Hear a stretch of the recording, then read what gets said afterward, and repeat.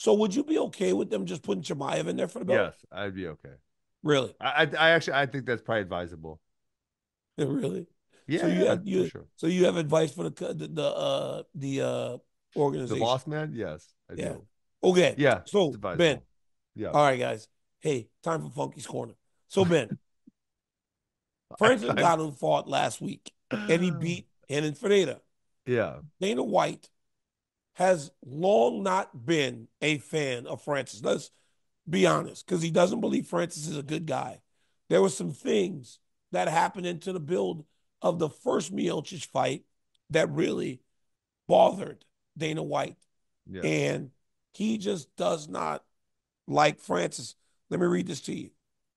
Dana White said, when asked about Francis Ngannou and the fight last weekend, he goes, he said, Francis Ngannou will never be back in business with me. He said, I don't think about Francis that much.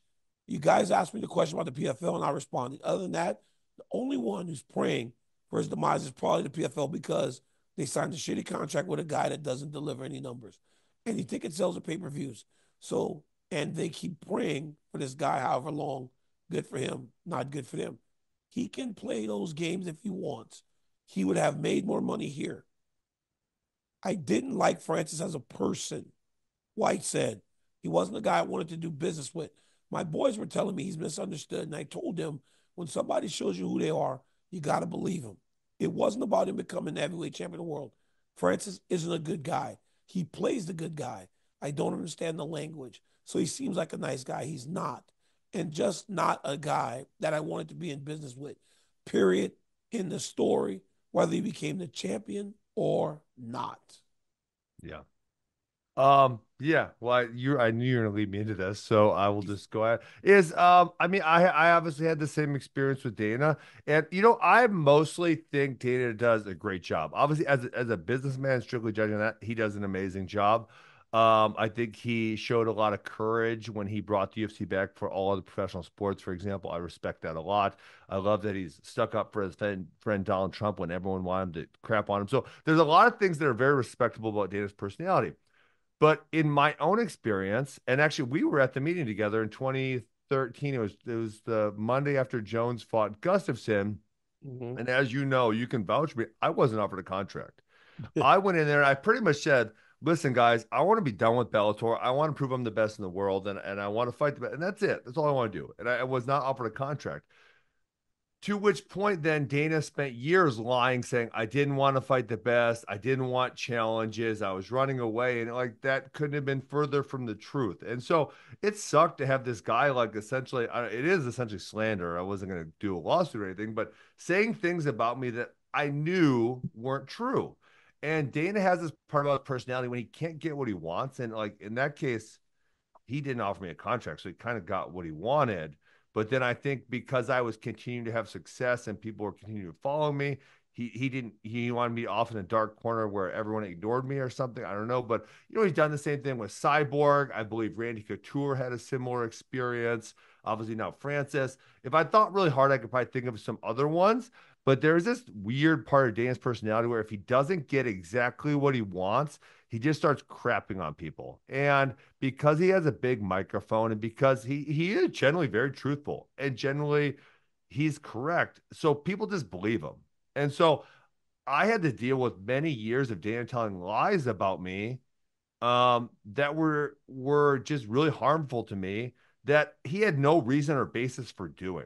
I wanted to So fight the best in 2013 and therefore, at any time forward. And, so then he got me in 2019 when I was, I probably should have had a hip replacement prior to that, but it was like, hey, this is my opportunity. I'm gonna take it. I don't care if I'm not optimized where I should be. Like I get an opportunity, I take an opportunity, and I'm not gonna complain about it. But yeah, I would have loved to have that in 2013. how about now? Do you see Dana when you see Dana? Like, how are you guys now? I don't see Dana ever. You've never I'm go- seen him since you finished fighting? No, I haven't seen Dana since I finished fighting. I mean, I'm not in that world anymore. Like, I don't really train very many fighters, if any. Yeah, I do this with you, but I don't do too much more. I've kind of like said, I just do my own thing. I coach wrestling. I enjoy coaching wrestling. I tweet a little bit. I wrote a couple books, I guess. Hey, buy Extreme Balance. So I do a few things, but no, I'm kind of out of that world a little bit, and I observe it and I watch it and I So enjoy it and doing I'm a this fan like of it. this gives you like PTSD. So when No, you're not back in like MMA, you I'm like it. I'm totally okay with what happened. You watch it. I'm not talking about you losing. I'm talking about like it's a world that you somehow broke away from. Like, do you really want to be involved in it? Is the question. um it, I like coaching more wrestling more than I like coaching fighting. If the right Yeah. fighter came around and said, "Hey, would you help me?" I think I would I think you would really do a tremendous job as a I coach. think I would I really think you enjoy should that. fight Yes. MMA. I think you should coach MMA fighters. I If really someone do. came to me and said, "Hey Ben, I want you to train me," I think I would probably I would take that on. Um, but it's one of those things where it's like when you live your life, you live it moving forward, and it's like I can't go back to 2013 and have a redo. I will tell you, I do get jealous a little bit. Like say when a Chimaev is like, "Fuck, I could have done that in 2013 to people," and I didn't get the opportunity to, and Dana stole that from me. But you In the got to say best. like, hey man, that's how life works sometimes. Sometimes you don't get what you want. I have moved on. I have a pretty fucking great life, so You do. I'm good with it. But let's not acknowledge that part of Dana's personality that's a really big negative, and I don't know why he's like that, and it doesn't really make sense, given the stature and the power that he has for him to throw little fits when he doesn't get exactly what he wants. I'm gonna ask him about it next time I see him. I'll be like, "Hey, Okay, that's Ben was fair. asking about this part of this." I'll Yeah. ask him, and I'll tell And you what I he said think next time. even as much as he probably respects you, this weird part of his personality, he probably will not give you a straight answer. He'll probably give you some type of bullshit answer because this, me. In 2013, I would have been more than happy to sign a contract in which I was paid less than a fair wage to have the ability to prove that I was best in the world. That's what I wanted to do. I didn't get the opportunity to do that. And you know me, and I would have done Yeah, that. he called So you out for sure. like, For I sure. I don't know remember what that. he's going to tell you about. I Yeah. remember us walking in there together.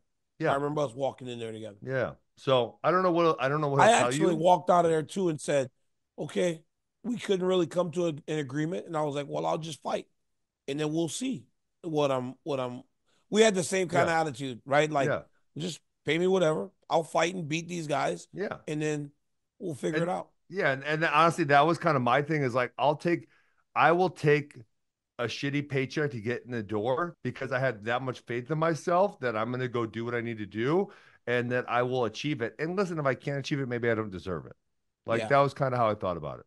that's life. That's life. Hey, real That's life. quick, Dana wants Tony Ferguson to retire. I think we're all in agreement there. That Yeah, that's fair. I think we're all in agreement there. Like Yeah. Tony needs to be done. Yes. Yeah. And that's Oh wait, where, did he not get cut? Did he not get cut after that last fight? I don't believe I think Dana doesn't want to cut him because Dana knows that he actually still has a big name and could command money No, I think otherwise, that if he and cuts him, he just knows.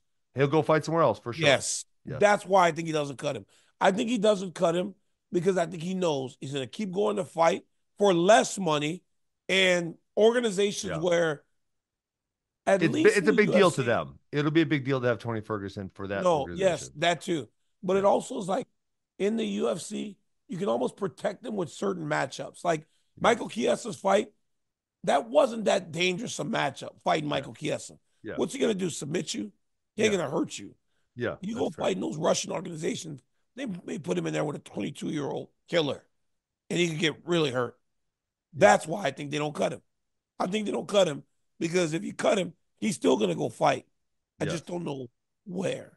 Yeah. All right, So, Ben. but that's whole okay. I mean, but on that thought, it's like, hey, Dana can't get what he wants, and and this one, he's probably right. If Tony probably should retire and move on, but we are all human beings with our own freedom, and so he should allow Tony to have the freedom to do what he wants. Well, Tony Unfortunately, wants to stay in the UFC.